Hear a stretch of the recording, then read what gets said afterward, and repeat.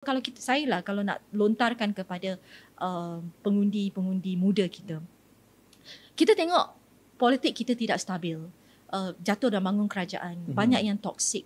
Jadi gerakan-gerakan muda kena cakap dah, kita tak nak dah politik dinosaur, kita tak nak dah politik wang, kita tak nak dah politik political favors dan sebagainya. Kita nak generational jump. Maknanya kita nak, biarlah next time Perdana Menteri tu umur 50 tahun. Jangan lagi bergaduh-gaduh politik dendam, politik peribadi. Itu boleh juga sebab politik ni kalau kita benci dia pun, dia akan affect our life. Tapi benda-benda macam tu, push issue and agenda. For example, push akta dana politik.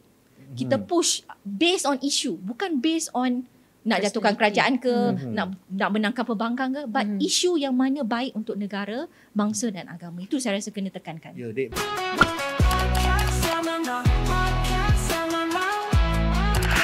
Bismillahirrahmanirrahim. Assalamualaikum. Selamat menonton dan mendengar podcast Zaman Now. Podcast yang dibawakan khas oleh Persatuan Alumni UiTM dengan kerjasama Perpustakaan Tun Abdul Razak UiTM dan juga Pusat Jaringan dan Industri dan Komuniti Alumni UiTM. Okey. UiTM di hatiku Tapi podcast ni actually kita memang semata-mata kita buat untuk panggil jemput alumni datang. Tapi kita ada panggil juga yang lain-lain, guest-guest yang lain datang. Macam buka alumni pun boleh? Boleh, kita buka. Kita terbuka lah, kita dasar terbuka.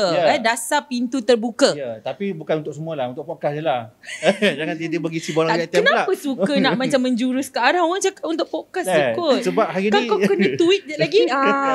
Alright. So intro saya pendek, cuma tak nak panjang-panjang sebab guest kita hari ni saya tak nak rugikan sikit masa pun walaupun kita dah start lambat ni. It's okay. Terima kasih Raifa sudi datang kembali ke studio untuk rekod bersama dengan saya podcast hari ni. Alright, terima kasih. Tak nak panjang-panjang. Dah lah, cukup lah. Okay. Right. So sekarang ni saya suka dengan topik ini, ke mana hilangnya taring mahasiswa. Ini satu perkara yang diperdebatkan setiap hari menerusi pelbagai platform media sosial. Saya tak kisahlah kalau Asrul kata dia nak cepat. Tapi saya ada persoalan saya sendiri. Kalau dulu, kalau ada ketidakpuasan hati, kalau kita rasa ada satu-satu akta atau satu perkara tak kena, kita akan tengok mahasiswa itu bersuara dengan begitu nyaring dan lantang. Okey, betul. Okey, in fact kalau zaman-zaman Asrul, sebab saya memang zaman baby boomers macam kalau zaman-zaman Asrul tu mungkin ada perkara-perkara yang berubah hanya kerana kemarahan dan kelantangan serta penolakan mahasiswa. Betul. Tapi kali kini kita hanya melihat mahasiswa di TikTok. Betul ke? Dia hanya berjoget di TikTok. Betul ke dia? Betul. Alright. So untuk hari ni kita tampilkan khas alumni UiTM kita daripada Fakulti Undang-Undang, dan agak gemuruh sebenarnya sebab kita tengok kat Facebook dia banyak marah orang. Dia bukan marah. Kau betulkan balik. Okey. Jangan kau sedut balik, tarik balik. Dia bukan marah tapi dia memberikan satu penerangan dengan fakta yang tepat sehingga sukar untuk dipatahkan. Okey, saya memperkenalkan Puan Liana Marzuki.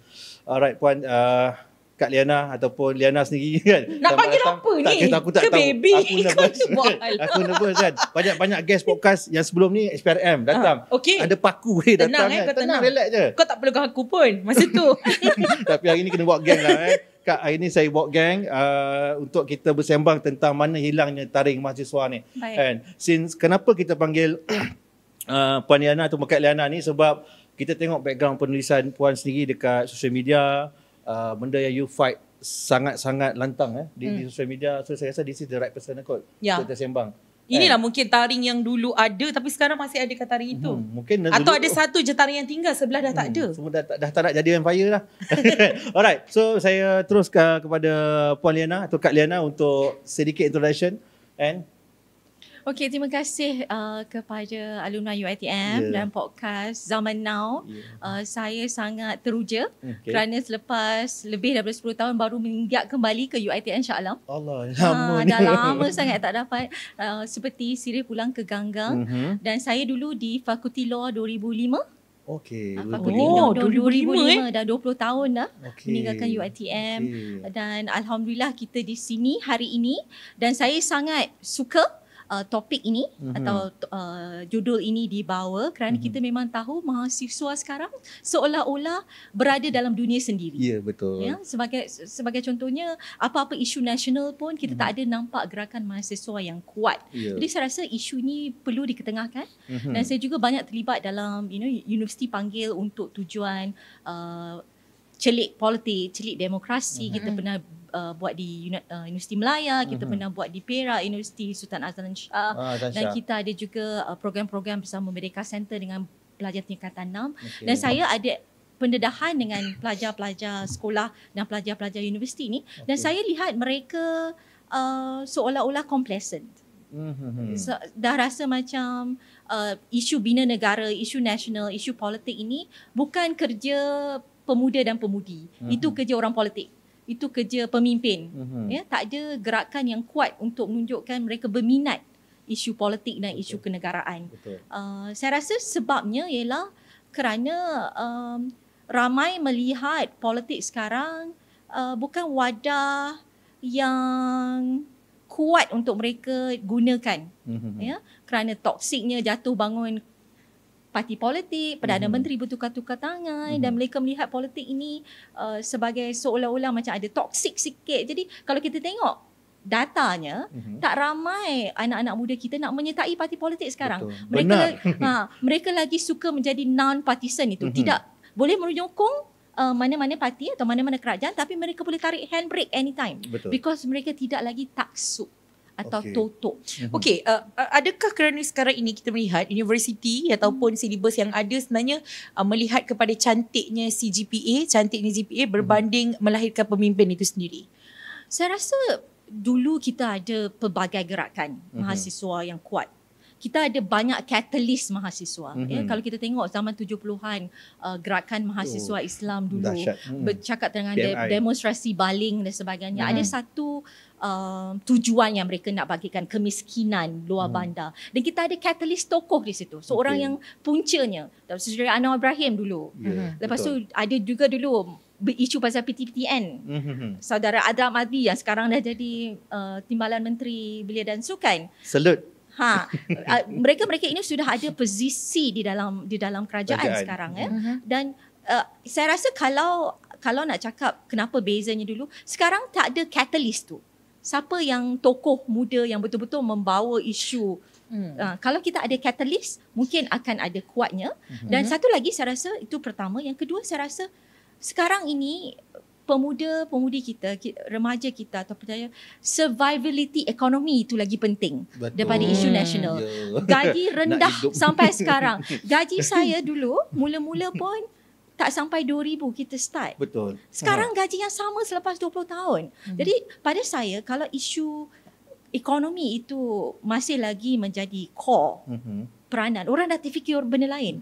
Orang fikir kenyang perut dulu baru isu lain.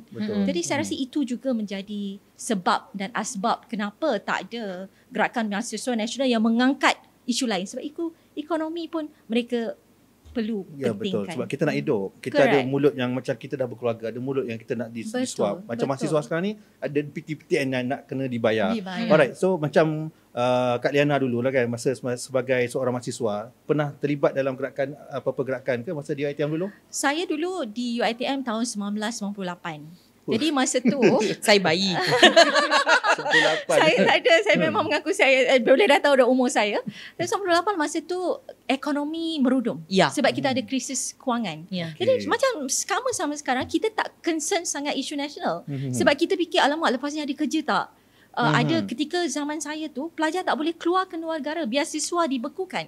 Kita belajar di sini walaupun kita dapat pergi ke PPP ada untuk keluar negara, semua dibekukan. Jadi kita fikir survivability kita itu daripada gerakan. Masa tu memang tak ada gerakan sangat. Sebab economy is more important than issue national.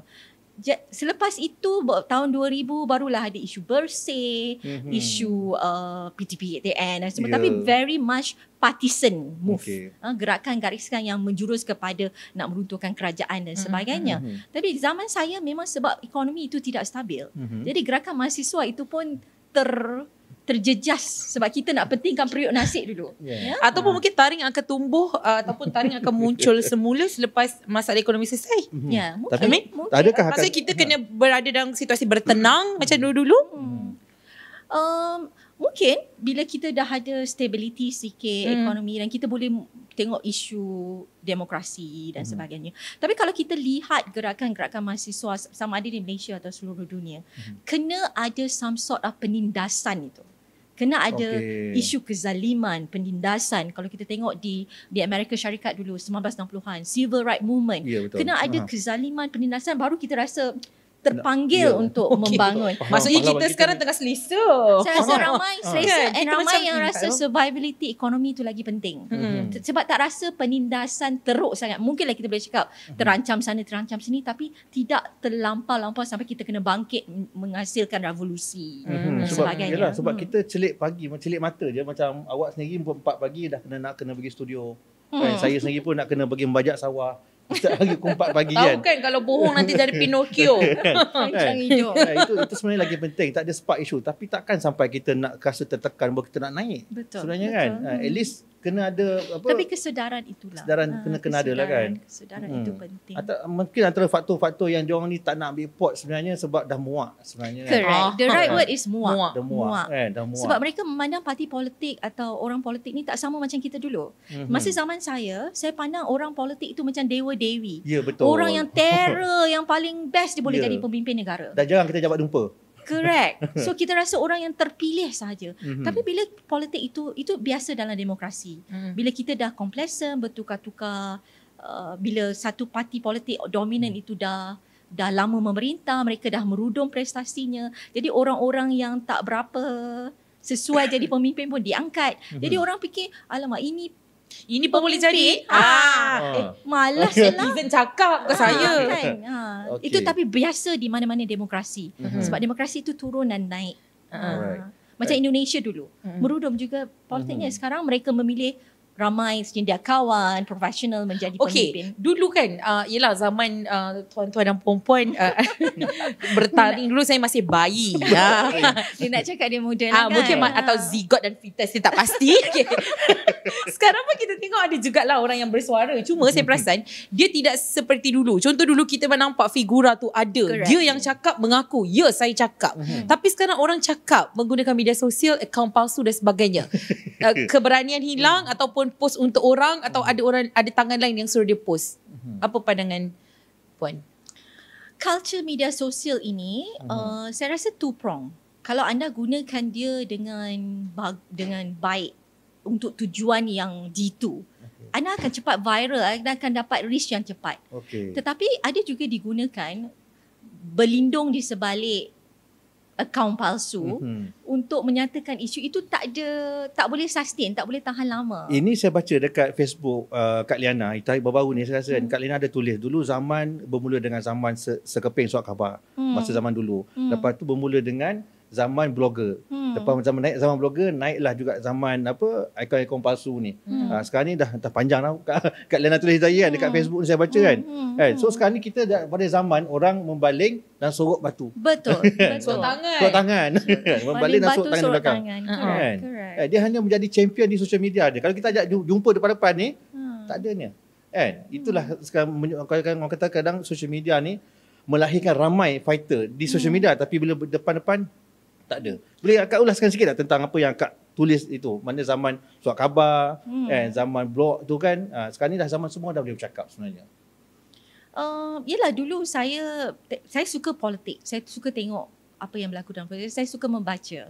Zaman saya dulu kalau kita nak tahu pasal politik, kita ada Harakah, betul. ada Utusan Malaysia Berita Harian. Ya, saya baca juga Harakah supaya kita dapat perspektif yang berbeza.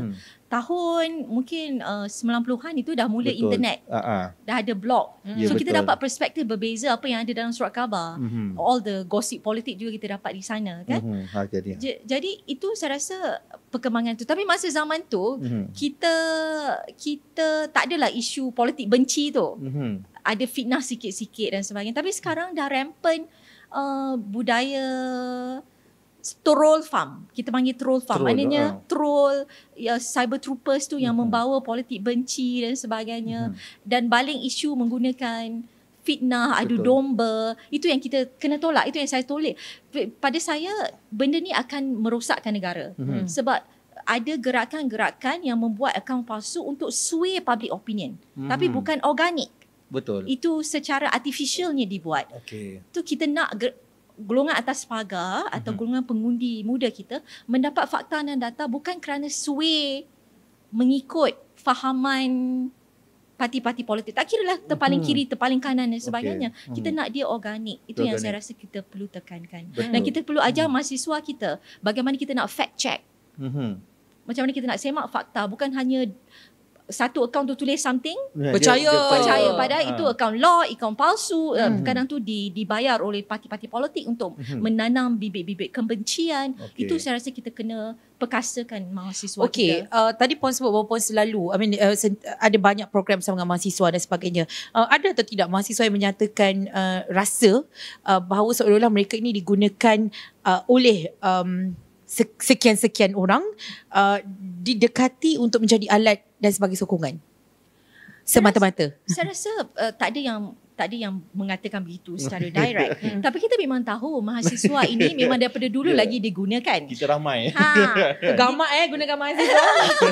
Bukan digunakan because mereka kelompok yang senang dibentuk. Atau dipengaruh. Dipengaruh, dibentuk.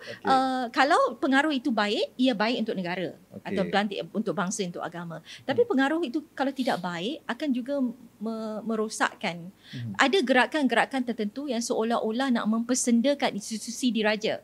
Sampai mahasiswa sekarang pun memandang rendah institusi diraja. Macam tak percaya. Saya tak bersetuju.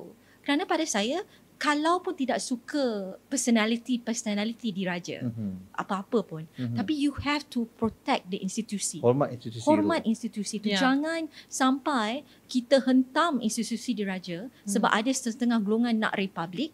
Sebab kita perlu institusi diraja ketika politik kita tidak stabil ini. Kita ada semak dan imbang dengan institusi diraja. Kita dah nampak berapa kali dah hari itu. Jadi kalau ada gerakan-gerakan yang membuatkan mahasiswa itu kononnya kita nak kena runtuhkan institusi diraja. Contohnya saya pernah lawan. Saya pernah lawan tu saya pernah even dipanggil oleh Bukit Aman. Tahun lepas kerana saya dipanggil oleh Bukit Aman tahun lepas kerana ada yang mengadu kononnya saya mengatakan ada gerakan untuk buat republik. Saya menentang. Saya kata jangan hentam institusi diraja sebegini sampai orang lost respect. Kan kita kena protect for now we have to respect. So itu saya rasa benda-benda yang kita perlu utarakan. Kita tak boleh terlampau kita kena see the bigger picture. Kita benci setengah benda tapi apa bigger picture-nya untuk negara. Itu yang paling penting. Kesetiaan kepada raja negara, prinsip rukun negara yang pertama. Ya, sebab kadang-kadang kami ni, kita dulu ataupun sekarang ni mahasiswa, dia tak suka dipergunakan, diperbodohkan sebab mereka ni boleh check semua fakta dah ada di social media. Betul. Siapa yang menipu, siapa yang menabur janji palsu, dia orang boleh check dah. So itu sebabnya mereka ni dah muak. Dia hanya lebih kepada memikirkan tak apalah aku dapat skor GPA yang cantik, dapat kerja yang bagus, dapat bayar pertitian. Itu saja. Mereka tak peduli pun untuk pasal negara kita ni. Tapi sebenarnya dia orang kena. Sebab kalau negara tak stabil, ekonomi tak stabil, kau pun tak dapat kerja, Rik. Kau tengah marah ke? Tak, aku mengekspektasikan. Kenapa kau macam terlalu garang dalam hal ni? Nak taring kan? Saya rasa kita melihat pada satu sudut yang sangat tinggi. Maksudnya mahasiswa itu sebagai bakal pemimpin. Mungkin kita boleh turun ke bawah sedikit kalau kedua-duanya bersetuju dan bersedia untuk kita bincangkan sedikit di bawah. Pada waktu ini, sebelum kita nak melihat siapa yang bakal memimpin, kita juga melihat modal insan yang ada dalam diri mahasiswa itu sendiri. Setiap hari ada macam-macam majikan share cerita. Nak hantar resume, forward je. Yayang ni resume Yayang. Girlfriend buat, forward. Macam sikap-sikap sebegitu pun macam tak nampak daya kepimpinannya tu. Puan, macam mana? Saya rasa kita ada satu ketikanya kita terlampau memandang tinggi akademik. Kita terlampau pandang tinggi kalau kita dapat banyak A, sure guaranteed success in life atau kejayaan dalam tu hanya semata-mata akademik. Saya rasa kena ada anjakan paradigm. nak survive dalam real world bukan saja IQ. Yeah. You have to have emotional quotient, you have to have social quotient, you have to have adversity quotient. Maknanya kena ada grit, kena ada daya tahan, kena ada tahu bagaimana nak bersosial. Itu saya rasa kurang. Dan itu saya rasa kena terapkan nilai insan, sasiah itu. Sebab benda-benda tu sudah tak ada. Dulu sebelum zaman saya, kita ada tata negara diajar dalam Biro sekolah. Tata Negara, BTN. Biro Tata Negara. Kita ada mata pelajaran tata negara zaman mak kita dulu. Dan mak-mak kita dulu belajar English pun belajar, BM pun belajar, dua-dua diperkasakan kan. Dan mereka ada geng-geng boomers, geng boomers kan, kita ni millennial. Geng-geng boomers ada certain karakteristik yang mereka hormat. Mereka tahu bagaimana nak bicara, perimeter mana tak boleh pergi. Betul. Mereka tahu how to read the room. Yes, read the room, yes. Jangan kau langgar jangan kau langgar adik. Itu semua skill yang kita tak boleh ajar di universiti sahaja. And then saya rasa daya ketahanan dan manja generasi sekarang ni lain daripada kita dulu. Kita dulu masuk je masa saya dulu terima saya kerja pertama saya di Jabatan Pengumuman Negara. Saya dapat penempatan di Kementerian Perdagangan, first posting. Minggu pertama saya sudah kena pergi court. Saya kena swim sendiri. Lantaklah engkau. Tak ada orang ajar. You tak tahu pun. Benda yang saya buat tu tak pernah diajar di universiti. Saya kena belajar sendiri. Dan kita tak boleh cakap, saya tak tahu, saya tak boleh buat. Tapi sekarang, generasi sekarang, kalau tak tahu, excuse me, I cannot do it. Ambil file tu. Boleh cukup. Excuse me, I cannot do it. Post dulu di media sosial. Kan? Mesti orang benci kita ni.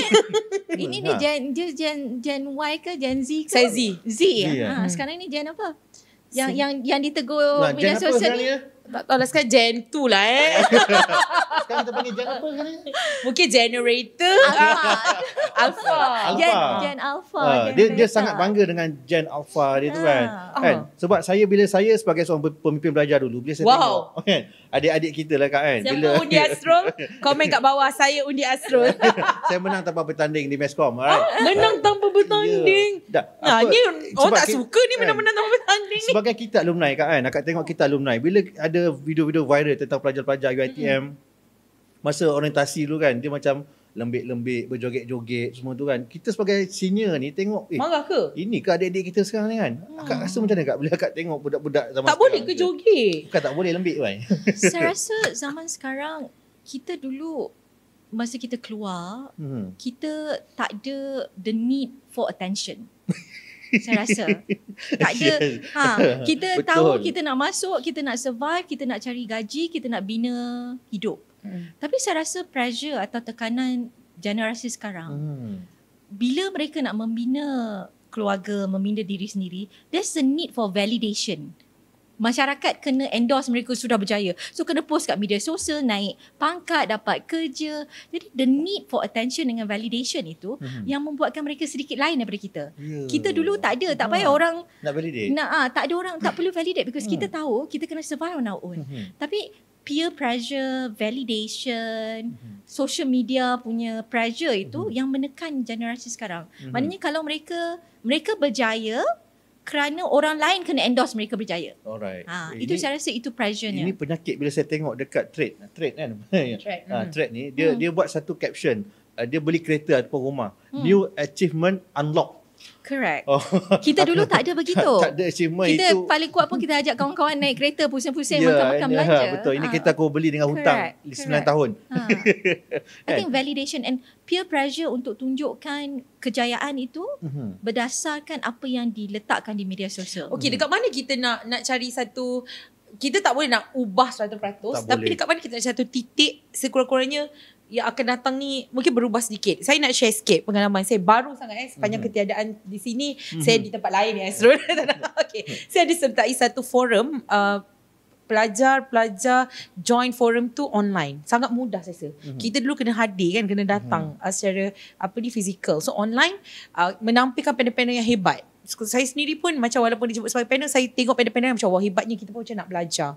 Saya tak pernah tengok panel marah. Tapi kali pertama saya tengok panel marah sebab orang join masuk cuma cakap nak kredit. Something like macam tu lah. Dia nak cari point ke apa, saya tak faham lah untuk dia duduk di college. Dan panel tu marah tau. So saya macam, saya tak pernah tengok panel marah. Dan saya sendiri di tempat itu, saya tak tahu saya nak buat apa. Macam mana? Macam, aku nak marah juga ke? Kita pun effort juga. Bukan kita buat benda tu free kan? Macam, bukan kita buat benda tu berbayar, benda tu free. So macam, ya Allah tak faham. Apa sepatutnya yang kita buat untuk at least contohnya, bolehlah ubah sikit ataupun apa kata-kata yang boleh kita bagi dekat adik-adik ni. Kita bukan marah, kita nak anda jadi lebih baik. Macam mana Puan? Apa yang akak rasa perlu buat lah? Rasa macam kena baring macam pening. Saya rasa kalau kita nak terlampau hentam generasi baru, kita kata, dia nak kata generasi ni snowflake ke strawberry kan selalu. Saya rasa tidak adil. Sebab pada saya, mereka di dalam zaman yang semuanya mudah. Semuanya di hujung jari. Chat GPT, for example kan. Dan sebagainya yang kita pun tak mampu. Saya pernah kerja dengan Gen Z, Alpha. Gen Z, Alpha yang kita jadi contemporary. Ada trait-trait mereka yang kita rasa kita boleh belajar dengan mereka. Sebagai contohnya, they very resourceful. Berkenaan dengan IT, berkenaan dengan maklumat.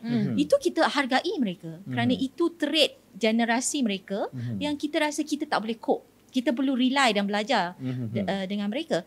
Jadi kita kena hargai kelebihan mereka kerana mereka itu resourceful. Tapi ada sedikit yang kita rasa flaws, tapi pada mereka bukan itu biasalah kan.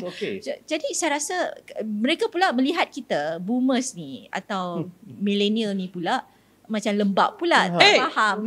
You know, there's ada perdebatan itu antara generasi-generasi, and mungkin orang kata boomers ni terlampau protokol, terlampau millennial ni terlampau macam benda-benda pun nak menyusahkan, padahal benda yang menyenangkan. Bila kita interaksi dengan mereka, itu yang mereka katakan. Jadi setiap generasi itu ada strength and ada flaws. Cuma bagaimana kita nak melengkapi each other. Kalau boleh saya katakan kepada generasi baru ini, even kepada anak-anak saya, real life bukan complacent. Betul. Kalau anda complacent, ambil mudah, you won't go anywhere.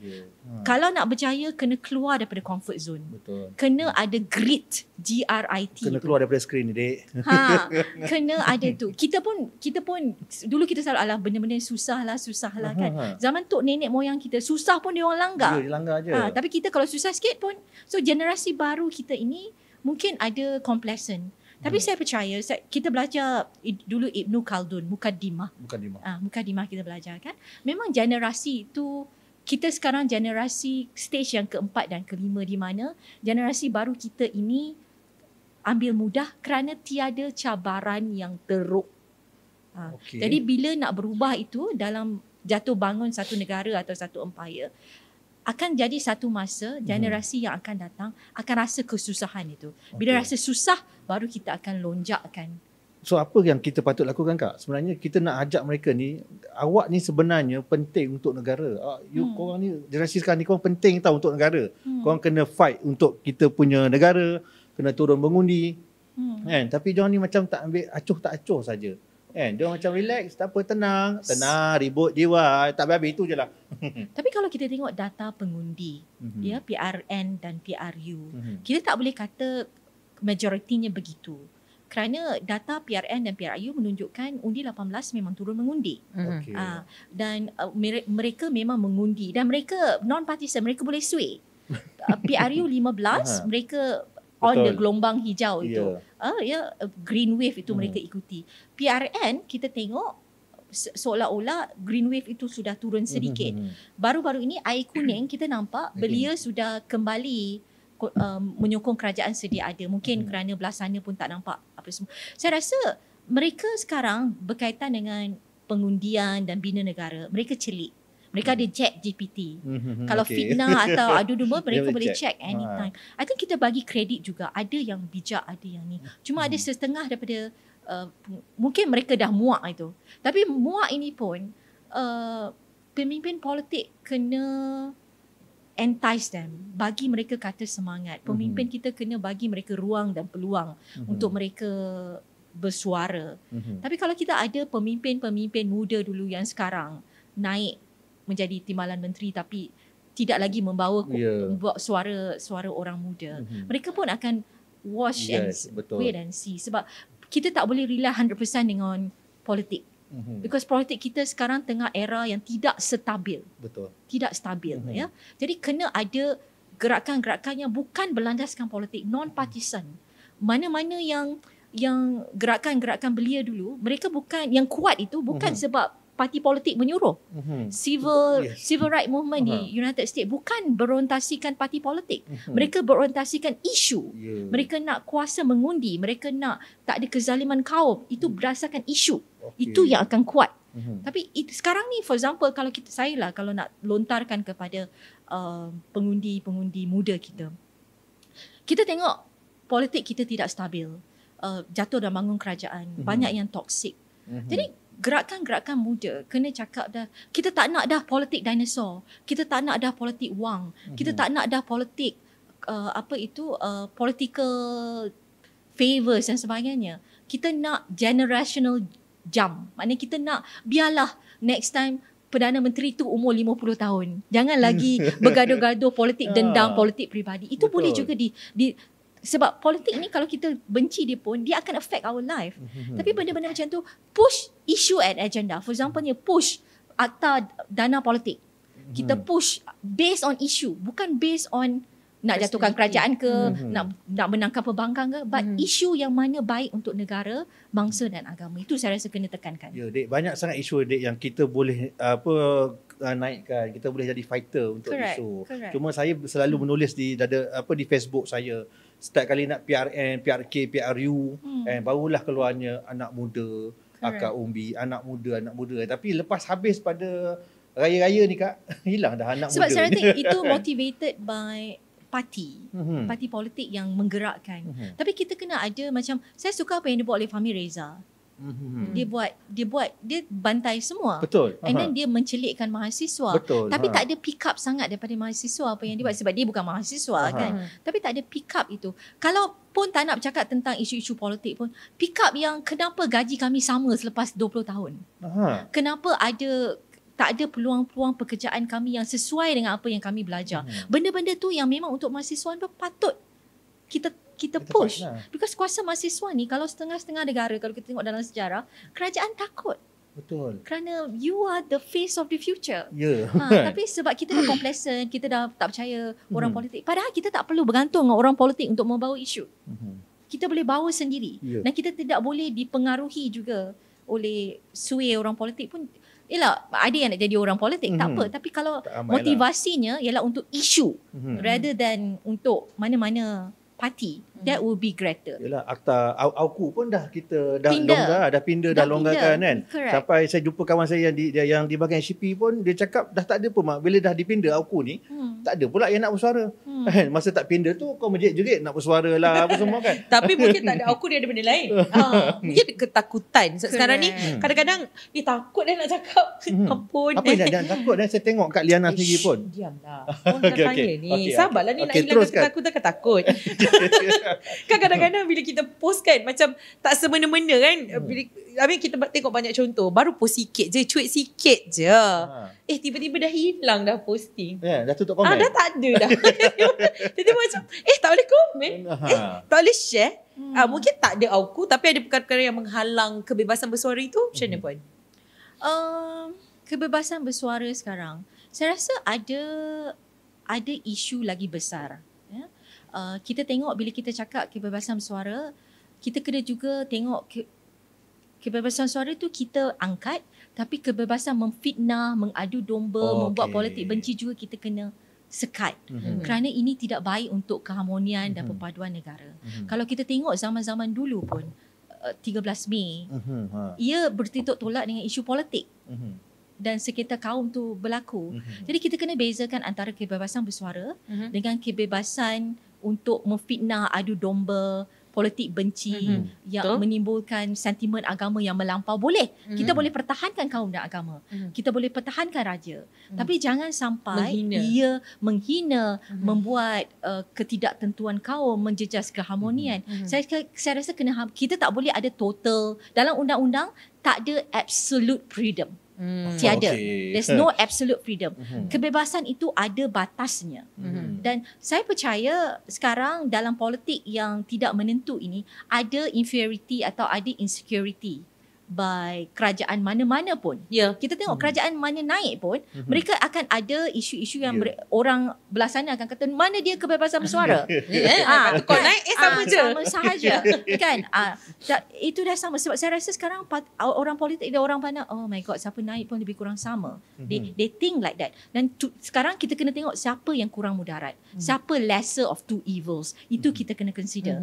Tapi saya nak tekankan, kena juga bataskan kebebasan bersuara itu kerana ada bigger picture kita kena tengok. Kalau kita terlampau bebas sangat sampai kita semata-mata nak fitnah, adu domba, buat rusuhan kaum, itu pun tidak baik untuk negara. Ya. Kita kena balancekan. Saya rasa ini boleh anda terpaksa lah, sorry tau, jangan marah tau, podcast zaman now ini boleh tengok dalam Jangan Pajak Otak bersama dengan YB Teo Ni Ching. Saya rasa ada Puan Nena kupas dengan sangat mendalam dan saya rasa macam orang cuma fikir kebebasan bersuara tapi dia lupa pula dia pun bebas memfitnah.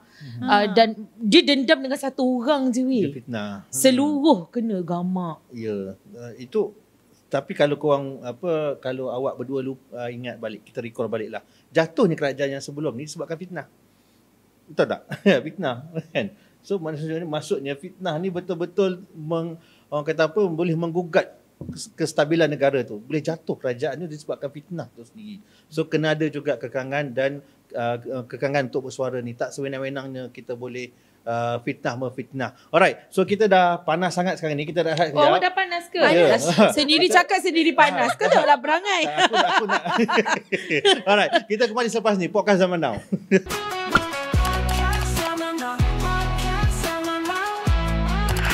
Selamat menonton, mendengar podcast Zaman Now. Kita nak ucapkan terima kasih kepada Persekutuan Alumni UiTM support program podcast ni. Kita nak terima kasih kepada library dan juga iCan. Terima kasih juga kepada sponsor-sponsor kami yang pernah sponsor kami, Toda, Jibril dan juga Menik Steakhouse. Alright. So kami sangat mengalu-alukan sahabat-sahabat yang lain, alumni-alumni yang lain untuk menaja program ini bagi memastikan kelangsungan kita punya program ni lah. Okay, terima kasih. So kita nak cerita pasal buku. Ya, Jangan Pajak Otak. Terhasil kerana apa? Marah apa sebenarnya? Apa yang marah sangat? Saya rasa bukan marah lah. Mungkin kalau tengok saya macam ni, saya tak rasa saya jenis yang marah. Pemarah. Tenang orangnya. Mungkin kalau dalam media sosial tu cara penulisan tu a bit firm and a bit ni kan. Tetapi itu cara, saya rasa kebanyakan lawyer pun macam tu. Dia akan tulis facts and ni kan. Dan juga sedikit mencuit perasaan lah. Cuma Jangan Pajak Otak ni ialah penulisan saya sejak 2018 sampai 2023. Apa yang saya tulis di Facebook yang viral dan sebagainya, dan mereka Karang Craft kata nak buat buku. So Karang Craft offer untuk buat buku. So saya kata okay, kita boleh, tapi we take mana yang viral di media sosial itu di Facebook saya dan kita letakkan di sini. Jadi tujuan saya rasa bila saya menulis start, saya punya intention lah, niat mula-mula ya, kita nak melawan propaganda, kita nak lawan misinformation, kita nak melawan half truth, because kita tak nak generasi pengundi kita hanya semata-mata bergantung kepada parti politik untuk mencari kebenaran. Kerana parti politik itu membawa pelbagai-bagai agenda mereka untuk menang. Kita boleh menyokong satu parti politik. Masa parti politik ni sesuai untuk kita membina negara, kita boleh sokong. Tapi kita jangan taksub pada saya. Kita jangan sampai kita taksub macam kalau dia teruk pun, kalau dia tak berapa betul pun, kita sentiasa menyokong dia. Itu yang saya nak bawa naratifnya. Ya? Dan even kalau ada kerajaan lain sekalipun, kalau dia dah 3-4 tahun, 5-6 tahun memerintah, kita nampak dia melingkupkan negara, kita ada kuasa sebagai pengundi untuk menukar. Itu kuasa demokrasi itu. Kuasa pengundi atas pagar memilih antara dua mudarat atau choosing the lesser of two evils itu di kuasa pengundi.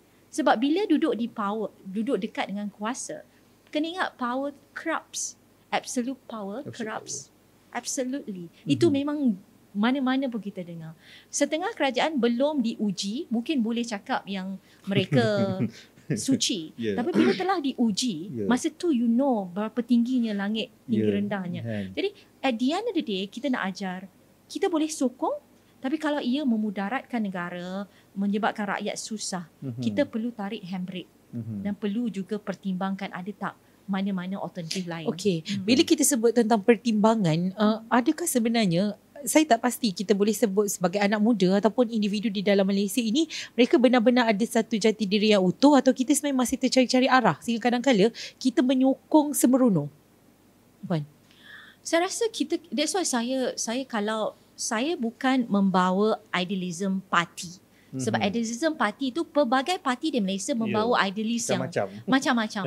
Ada yang nak Malaysia. Ada yang nak jadi negara Islam totally. Ada yang sentris. Kalau sentris saya suka sebab kita ni negara berbilang bangsa. Jadi saya tidak membawa naratif parti politik apa yang mereka nak. Tapi saya membawa naratif apa yang baik untuk negara. Kesetiaan kepada raja dan negara. Jadi mana-mana parti politik, kalau anda nak membina negara, menjaga rakyat, kita akan sokong. Jadi bila kita buat kelas dengan pelajar-pelajar, itu yang kita bawa. Politik itu pertamanya adalah asasnya untuk bina negara. Perkataan politik bermula dalam perkataan Greek bernama polis. Itu perkataan asas dasarnya. Polis itu bermaksud affair of the state. Menjaga tempat, menjaga negeri, menjaga negara. Dia bukan semata-mata menjaga agama, menjaga bangsa. Boleh. Tapi at the end of the day, kena ada pusatnya, kena jadikan negara itu tunjang. Itu yang kita kena bawa dan kita kena faham, saya rasa. Have you ever regret tentang penulisan yang Puan menulis di Facebook tu? Ada pernah regret tak? Apa yang Puan tulis Saya rasa penulis ini kita tak boleh kata kita maksum. It's a learning process. Masa you muda, kita tengok Zakbar, Munshi Abdullah, pemikir-pemikir zaman dulu. Mereka menulis tentang politik dan bina negara. There was progression. Kalau kita tengok banyak penulis hebat zaman, kita boleh tengok zaman muda dia lantang. Ya, betul. And then kita dah makin matured, we know how to read the room, how to read the situation. Dan makin wisdom itu akan datang sesuai dengan usia, sesuai dengan masa. Betul, dia sampai waktunya. Saya tak kata yang penulisan saya 100% betul. Ada benda yang saya rasa, I shouldn't, be vocal about it last time. Tapi kalau kita belajar dan kita, it's a learning process, and memang kita nak growth mindset itu. Tapi at the end of the day, kita kena ada the clarity of intention.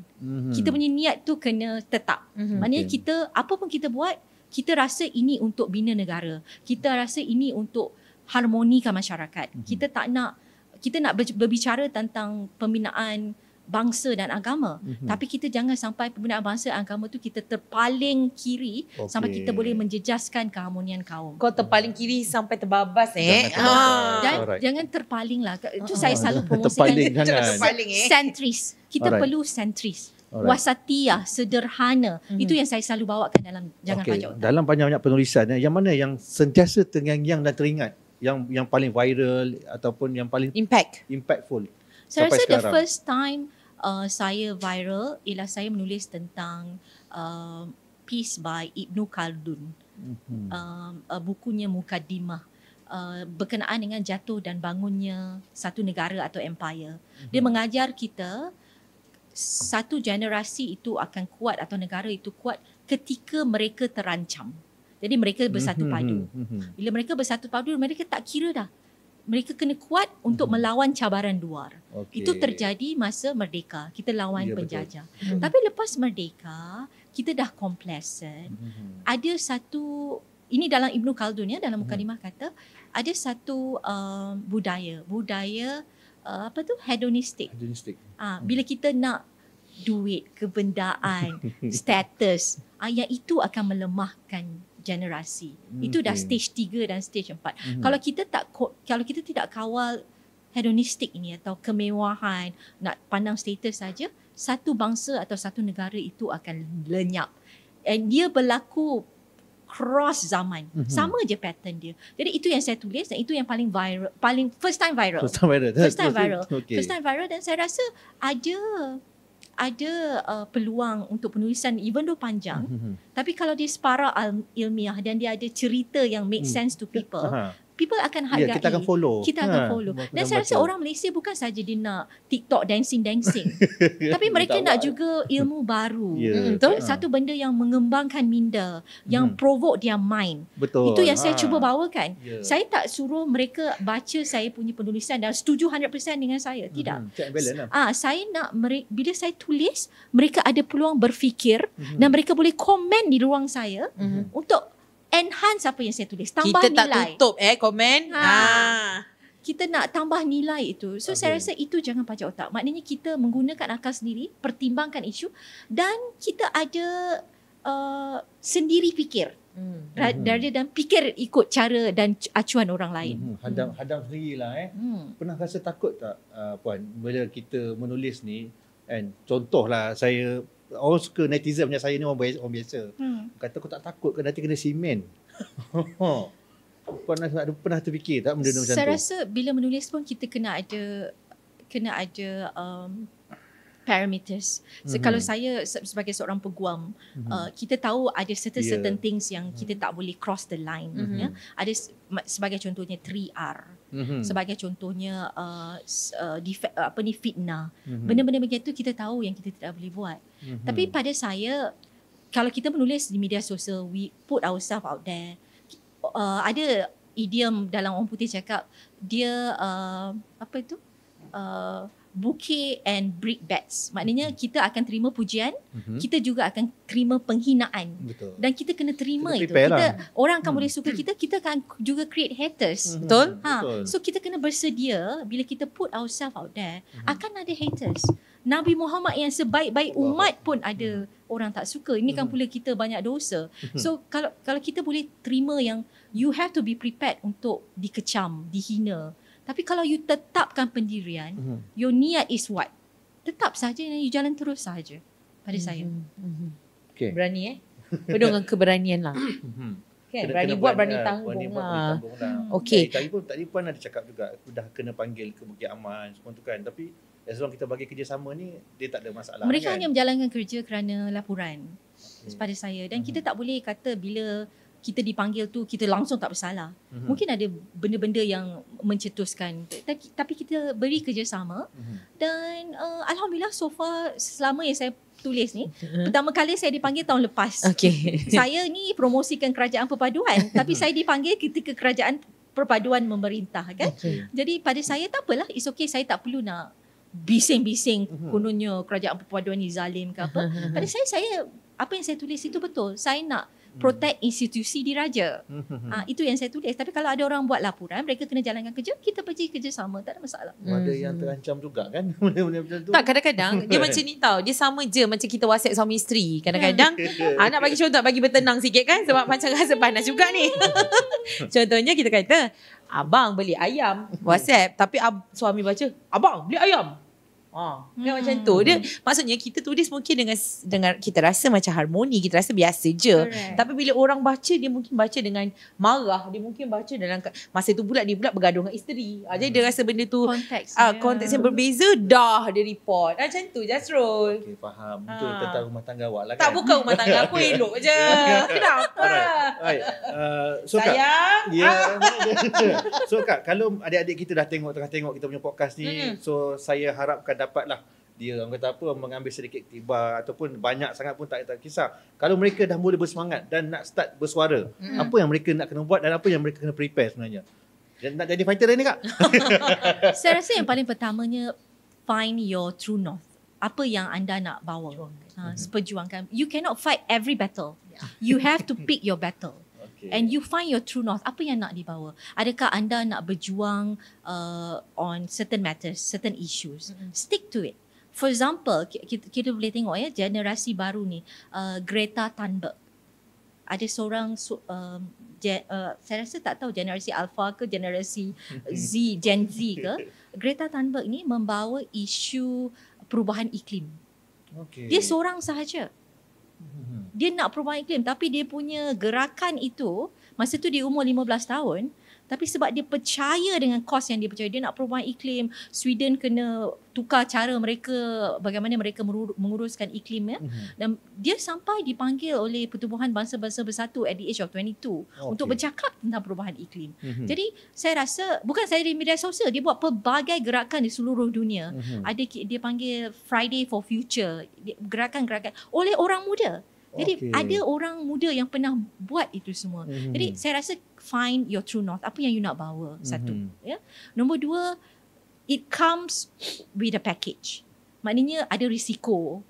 Ada kalau you want to take on this, kena ada risiko. Ada di risiko anda ditindas. Ada risiko anda dikecam, dihina. Do you want to take that on? Kalau anda ada tu semangat itu, dan niatnya tetap, I want to do this for my kids, untuk anak-anak saya, untuk cucu masa depan negara saya, you will soldier on. Bukanlah saya nak kata macam ramai yang menulis di media sosial kan, saya tak adalah berani sangat. Saya pun perempuan, saya ada anak 4, saya ada suami, saya ada ibu yang saya jaga. Saya pun takut.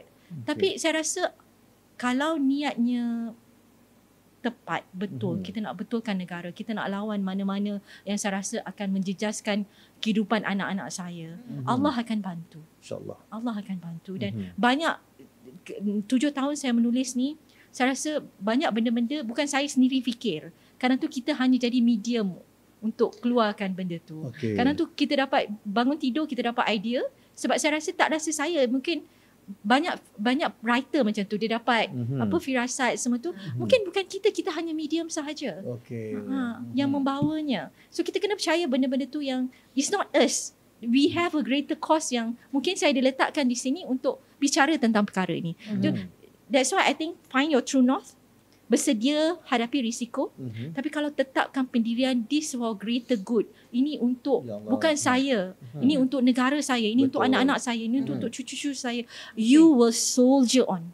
Okey, itu adalah dari satu sudut pandang kalau kita nak bersuara. Macam mana kita nak membantu masyarakat? Sekiranya muncullah wira ini, apa yang dia bangkitkan itu bukannya satu ancaman, tapi itu satu perubahan. Kita nak ubah ni. Kalau adalah satu hari muncul, kita nak orang tu ada, kita pula nak fikir, ini bukan ancaman, inilah perubahan yang kita kena sokong. Macam mana? Saya rasa ada, bukan setengah orang boleh, bukan semua orang perlu jadi hero. Okey. Itu sebab saya cakap tadi, kadang tu gerakan mahasiswa itu digerakkan oleh figura. Ada seorang catalyst. Catalyst ya. Tetapi kalau kita mungkin ada kekangan, kita kerja kerajaan ke, kita kerja swasta, kita kerja bank, tak boleh nampak sangat kerajaan mana lah, bukanlah nak hantar kerajaan sekarang. Tapi ada benda-benda yang kita perlu bersuara kan. Tetapi kita boleh bantu sekadar berkongsi pendapat dia. Share tu pun dah cukup. Beri kesedaran pun dah cukup. Bercakap dengan saudara mara pun dah cukup. For example, dulu saya buat masa PRU 15. Ketika itu kita nampak parti politik ni, saya tak boleh menyokong parti politik sebab pada saya nak unity government itu. Jadi saya gerakkan undi calon bukan undi parti. Tengok kualiti calon itu. Sebab kalau kita flirt the parlimen dengan kualiti calon yang berkualiti, negara akan bagus. Dan saya tengok gerakan itu mendapat tempat di kalangan golongan atas pagar. Because ada yang ramai berfahaman dengan saya, tak tahu nak pilih parti mana. Tapi kita boleh pilih calon yang baik untuk negara. Dan kalau kita boleh berkongsi-kongsi pendapat, tengok CV calon, oh yang ni okey, yang ni sidil palsu tak boleh terima, yang ini yang ni tak boleh belajar, pengalaman, macam mana nak gerakkan negara semua. Itu benda-benda itu kita boleh gerakkan sendiri. Tapi pada saya yang paling penting, kalau kita nak tolong, kita tolong bina negara itu dengan celik fakta, celik data, cari bukti, verify facts. Itu pun dah cukup membantu. Sebab kita pun tak nak orang kita, pengundi kita berkongsi fitnah, berkongsi politik benci. Itu pun dah cukup membantu saya rasa. Alright. So kena mengundi ni kena tengok calon bukan parti. Itu pandangan saya. Tapi cerita pasal calon dengan parti ni, ini memang antara perkara yang dibangkitkan. Saya ke PRN Sarawak. Sebelum ini PRN Sarawak yang terakhir, antara soalan yang ditanya juga oleh masyarakat kan, dia tanya saya, kalau awak nak undi siapa? Saya sendiri walaupun saya ke lapangan, kemudian saya sempat ke PRN Johor. Juga perkara yang sama tau. Maksudnya kita turun untuk buat kerja lah. Tapi orang muda pun tanya, kalau awak nak sokong ikut bendera ke ikut rupa? Kita pula rupa lah dek. Tapi maksudnya kita nak undi apa? Cuma ada juga yang kata, kalau mungkin kita undi calon yang kita suka, tapi parti calon itu tak menang, calon kita tak ke mana? So ini antara perkara yang kita kena fikirkan dengan lebih mendalam lah, tapi bukan dalam kat sini lah. Itu dah nada topik Itu takut lah itu kena sedia. Sebab kita kalau kita tengok sekarang ni kan, kita kekurangan fighter. Tak ada. Selepas fighter-fighter kita dah jadi, ada yang di Timbalan Menteri, ada yang dah jadi menteri. Kita dah tak ada fighter dah untuk naik. Kan? Tak tahulah kok saya tersilap ke tertengok ke fighter-fighter ni. Mungkin ada tapi dia macam tengah asah pisau. Lama sangat dah berapa nak mengasah ni kan. At least Awak nak apa sebenarnya? Apa yang aku nak sekarang ni, aku nak mahasiswa sekarang ni betul-betul bangkit tau. Maknanya kena ada satu anjakan paradigma yang betul-betul kau kena satu. Tapi dia tak jumpa isu macam Puan Liana sebut tadi. Dia tak jumpa apa benda yang dia nak, isu yang dia nak perjuangkan betul-betul. Sebab dia ada semua. Dia tak ada duit belajar, dia ada PTPTN. Dia tak ada tempat tinggal, dia ada kampus. Universiti tolong, tak ada duit makan, ada duit makan dari universiti, boleh minta zakat dan sebagainya. So mungkin tak ada isu yang dia rasa dia betul-betul kena. Dia tak rasa betul-betul ditindas. Yalah, macam, kalau dia sedih, dia ada kekasih, boleh pujuk. So itu yang dia selesa lah. Itu ada complacent. At the end of the day dah jadi complacent. Itu dah ada selesa tu kan, duduk kat family mart ramai-ramai kan, duduk borak-borak dekat kedai mamak sambil main game. Itulah dia kan.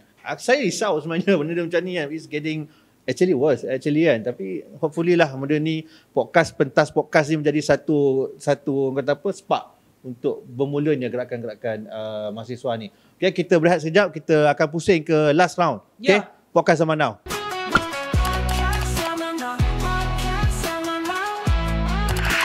Kembali kita ke Podcast Zaman Now. Podcast Zaman Now. Macam dah reda sikit lah. Dah reda lah sebab kita dah sampai ke hujung program. Dah hujung tak nak terbakar Betul. Tak adalah. Sebab Puan Liana Marzuki ni alumni UiTM.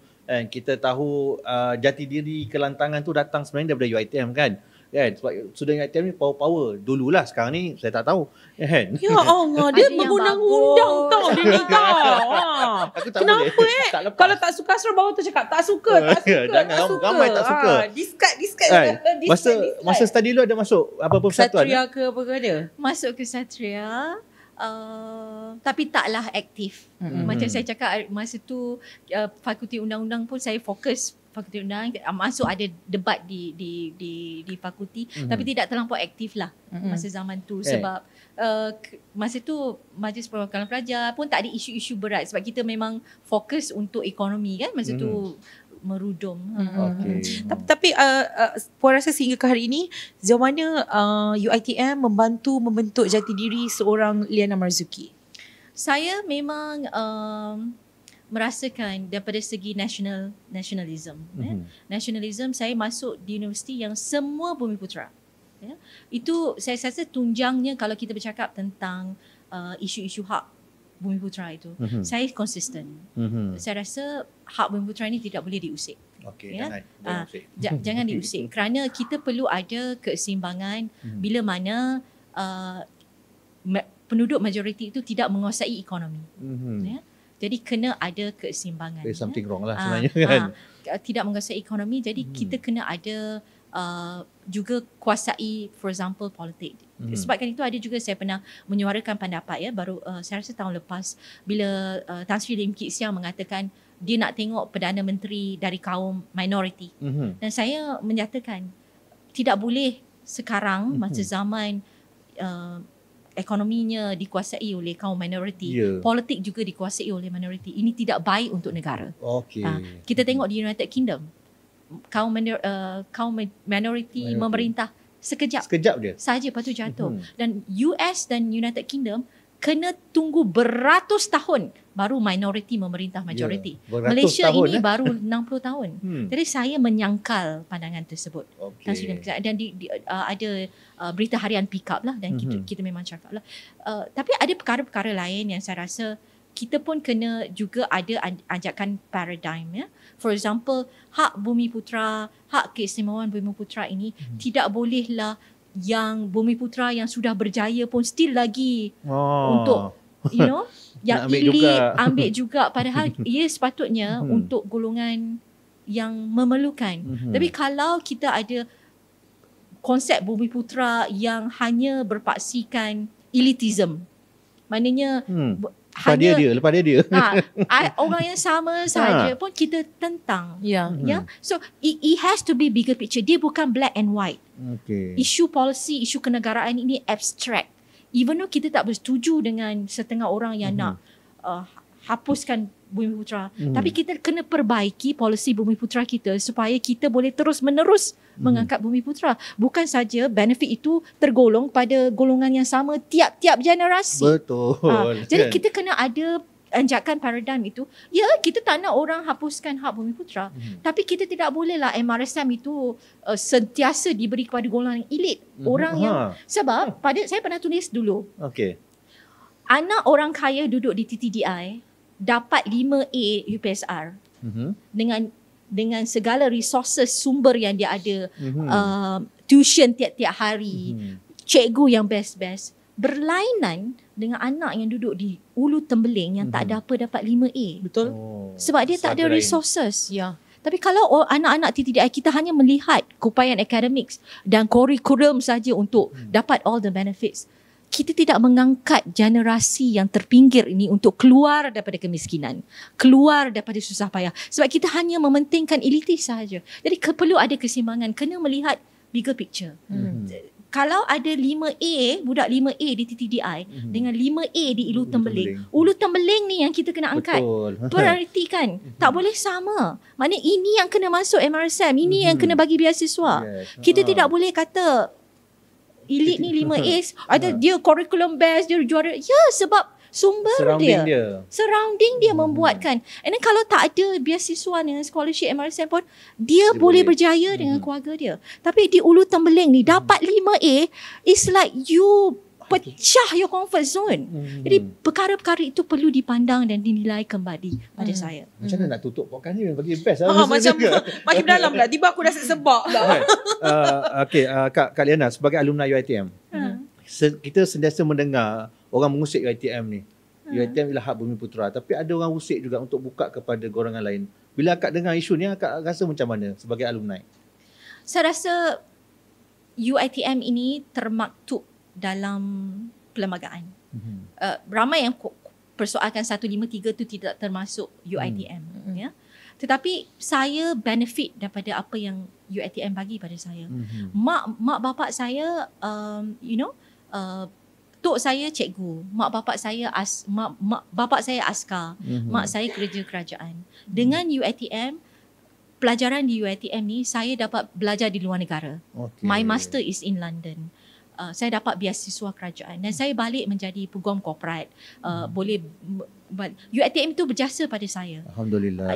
Saya mungkin mak bapak saya tak mampu hantar saya di private school atau hantar saya ke luar negara. Tapi UiTM ini menjadi batu loncatan kepada pelajar yang macam saya, middle class. Untuk saya dapat kehidupan yang lebih baik daripada generasi sebelum saya. Jadi saya pantang kalau orang usik UiTM. Kalau orang usik UiTM itu, saya rasa jangan usik lah. Tapi at the same time we have to consider, ada juga rakan senegara kita, sebagai contohnya masyarakat India yang juga ada tersisih juga kerana mereka tak ada university on their own. Right? University on their own. Itu saya pernah kupaskan. UiTM jangan usik. Tetapi kalau anda ingin membantu masyarakat India, masyarakat India yang ada 8A, 10A tapi tak dapat scholarship, tak dapat university, mungkin kita perlu tengok, mungkin mereka perlu ada universiti mereka sendiri. Sebab Chinese ada universiti Utah. Mungkin India pun kalau nak ada kan, buat. Boleh. Jadi kita bangun rakan-rakan segara kita sama. Sebab pada saya dalam konteks pembinaan negara bangsa, kita tidak boleh ada satu mana kaum pun terpinggir dengan jauh. Jangan usik keistimewaan Bumi Putra, tapi kena fikir juga mereka juga rakan senegara kita. Kalau mereka disisihkan pendidikan, ada saya dengar yang patutnya minta medik tak dapat universiti pun, dia dapat 8A tak dapat. mereka akan terjerumus kepada kemiskinan. Dan bila kemiskinan tu akan terjerumus ke kekufuran. Dan kekufuran itu akan jadi jenayah. Itu menjadi beban kepada negara. Dan kita tidak boleh halau mereka ini. Mereka ini rakan senegara kita. Semata-mata kita nak melindungi bangsa kita, kita juga kena faham konteks pembinaan negara bangsa. Kita tidak boleh ada kaum yang tersisih terlampau jauh sampai akan merosakkan pembinaan konteks negara bangsa. Maksudnya kita sama-sama naik. Correct. Sama-sama naik. Jangan sentuh kita terlampau-lampau ya. Kalau ada yang sentuh terpaling, sekarang tu it's just mere politik. Bila mereka jadi pembangkang, mereka kacau Melayu. Bila dah naik jadi kerajaan, tak berani dah. Sebab you need the support. Jadi kita jangan terbuai sangat dengan retorik politik. Kita kena memandang the real situation. Mana yang baik untuk konteks pembinaan negara bangsa, kita sokong. Alright. So kita dah habis sebenarnya. Kita nak masuk sesi penggulungan Dewan. Kak Liana tak teringin nak masuk politik ke? Ya. Inilah aktivis wanita yang kita perlukan. Bertanding dekat mana? Aku tergamam sebenarnya tau. The whole 1 hour lebih ni aku memang sangat-sangat tergamam. Saya tak rasa saya sesuai sebagai seorang ahli politik. Sebab bila kita dalam politik, kita kena sebagai seorang kandidat bebas memang susah nak menang. Betul. Kita kena pilih parti. Sukar. Tapi saya rasa kalau kita masuk parti politik, kita akan have to toe the party line. Dan dalam keadaan parti politik yang sekarang ni macam lawan boleh jadi kawan, prinsip dikompromikan kerana kuasa. Bukan saya nak rasa mereka salah. Itulah dia politik, budaya kan? politik. You have to have kuasa untuk merubahkan sesuatu. Tapi banyak kompromi daripada segi prinsip dan sebagainya. Kita tak salahkan mereka, itulah mereka itu. Tapi saya rasa saya tidak sesuai. Kerana saya rasa saya duduk di tepi lagi memberi impact daripada saya duduk di dalam. Dan saya banyak juga daripada PRU 15, PRN sebagainya offer itu. Tapi saya rasa saya memandang ahli politik ni, you bukan saja kena pandai, kena terror bercakap, tapi you have to master the art of politicking. Itu macam mana nak tahu strategi politik, membenamkan lawan, menaikkan kawan, menaikkan kita. Itu saya rasa saya tak equip. Saya tak ada that skill. Dan saya rasa kalau saya masuk politik pun saya akan terbenam. Dan tak ada, sebab at the end of the day you masuk politik because kalau idealistiknya kita nak membawa perubahan. Tapi kalau you masuk politik tapi you terbenam dan tak bawa perubahan, what for you masuk politik? You can always stay outside and try to. Saya tak rasa apa yang saya buat akan merubah parti politik orang politik. Tapi saya percaya if you want to change the politics, you have to change the society. Kita kena betulkan masyarakat kita bagaimana kita memandang politik. Kita pressure daripada luar. Because saya rasa, saya selalu katakan ini, the power of people, the power in people is greater than the people in power. The power in people, is greater than the people in power. Itu yang saya nak bawa jihad saya. Kita perkasakan masyarakat kita. Celik politik, celik kuasa, celik demokrasi, dan agar yang di atas takut dengan kita. Itu yang paling penting saya rasa. Kenapa tak nak bertanding Tak apalah. Jangan, nasib baik kita tutup mulut kan kekurangan tadi. Aku pula macam gitu dia macam dia bagi satu nafas saf terus kan. Dengan lembutnya, dengan yakinnya. Walaupun kata tak nak tadi, agak-agak kawasan mana Cuba.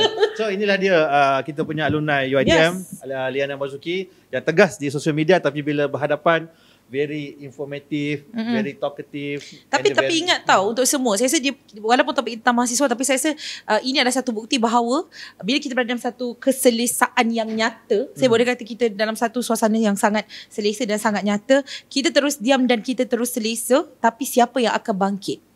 Dan taring itu lama-lama kalau disimpan, dia terus tak ada. Lama-lama dia jatuh je, takkan nak ganti dengan taring gigi palsu. So adik-adik di luar sana, mahasiswa-mahasiswa yang tengah belajar, kita di UiTM ni ada 250,000 orang pelajar aktif tengah belajar sekarang ni. So bangkit adik-adik, kalau ada isu yang korang rasa tak puas hati, kau bangkit dan menentang. Cik. Bukan menentang, maksudnya Bawa isu. Bawa isu dengan Ingat isu tu kena betul. Ya, isu dengan betul. Kan betul kan? Takkan Dia kena kenapa nak bangun, bukan nak bangun saja. Dia kena ada isu nak dibawa. Ya, bukan sekadar macam awek kau tak reply WhatsApp kau nak bangkit menentang tak. Tak semudah itu. Okey, banyakkan join adik-adik kita, banyakkan join program-program Universiti. Banyak platform yang UiTM dah buat untuk korang join program-program untuk pergi ke macam-macam program lah sebenarnya. Persatuan, join Kesatria, join MPP. Apa lagi program-program lain? Macam-macam program. Join lah program-program ni supaya kita terbuka. Yes. Kepala otak kau ni terbuka sebenarnya untuk melihat. Sabarlah, jangan marah sangat. Nak tutup dah kan? Kena cakap bahasa dia orang. Mana tak boleh cakap bahasa. Kan? Okey. Itu je lah dah lah. Itu je lah. Untuk penutup kali ni saya pas penutup ni kepada awak untuk saya dah tutup dah tadi. Dah tutup saya dah kata bila kita berada dalam satu keadaan selesa yang nyata, tiba-tiba kita berdiam dan tidak bangkit, nanti taring kita akan tumpul. Bila taring tu tumpul, nanti dia jatuh. Bila dia jatuh, takkan nak pakai taring palsu. Jadi kita kena fikirkan secara mendalam setiap keputusan yang kita buat. Dan kalau kita rasa kita nak bangun jadi pahlawan, make sure macam Puan Diana kata, kena ada isu yang tepat untuk diangkat. Okey, terima kasih Puan Diana Marzuki sudi hadir ke pentas Podcast Zaman Now, pentas keramat bagi alumni UiTM untuk kita bersuara. Teruskan berjuang. InsyaAllah. Kawasan mana? Allah. Teruskan berjuang menulis bagi kami, rakyat-rakyat netizen biasa ni, untuk kita dapat info-info yang lebih tepat, insyaAllah. Okey, terima kasih pada yang dah subscribe, yang dah follow kita punya TikTok, kita punya YouTube, kita punya Spotify. Kita ada Spotify. Tak payah jadi sendiri lah. Dan terima kasih juga pada yang dah register My Alumni. Right. Jangan lupa register tau, banyak diskaun. Banyak Hotel diskaun. semua ada. Kopi, kedai makan dan lain-lain lagi. Ya, dia suka kedai makan. Alright, terima kasih. Podcast Zaman Now. Bye. Podcast Zaman Now jadi saksi, kisah kita penuh inspirasi.